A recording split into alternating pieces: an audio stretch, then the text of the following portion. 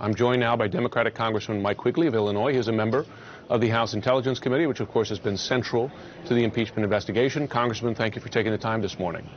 Thank you. We heard Speaker Pelosi, Jerry Nadler, Adam Schiff there make the case that the president has violated the Constitution here. Have you made that case?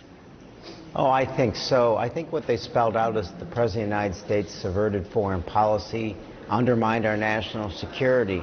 You know, I think our job now is to remind the American people why this mattered, how the democratic process was endangered, and our national security.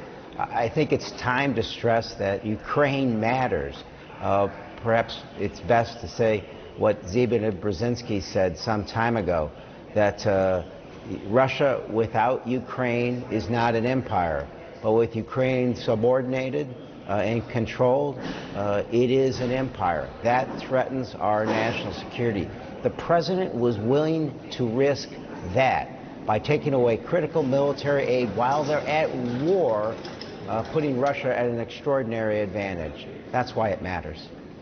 If that is true, why have you not been able to convince any Republicans to join in this mission, including Republicans such as Francis Rooney, who early on said that they would not rule out voting for impeachment, but also you now have two Democrats stating that they will not vote along to impeach the president. If you've made your case, why have you not been able to bring the other party on board, and indeed are losing a small number, granted, but losing members of your own party? Look, we only lost one on the procedural vote. Losing one or two on the Democratic side is extraordinarily marginal. I think what the president said during the campaign's instructed to be reminded of.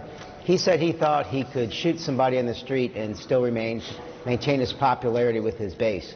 I think you add to the base the Republicans who are currently filing for their primaries. They have decided to put party above the rule of law, party above what is right.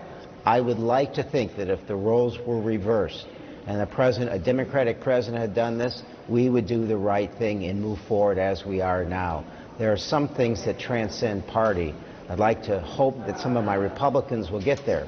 Unfortunately, all we've seen with my Republican colleagues is they get to the point of profiles and courage after they've left. I mean, Speaker Ryan came out and started criticizing President Trump after he left.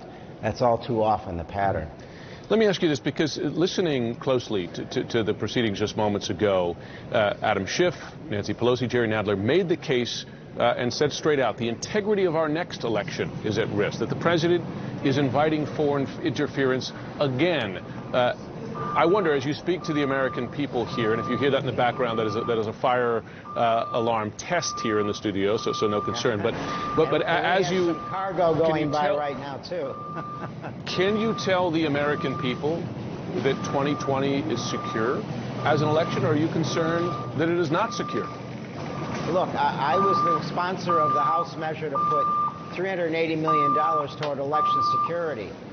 The last time our elections were, the integrity was challenged was after Bush-Gore. The federal government spent $3.5 billion. We have the decimal point in the wrong spot. We are not ready. Trump appointed former DNI director Coates said the lights are still flashing red. Director Comey said the Russians will be back. We are not ready, and the President of the United States is moving us in the opposite direction.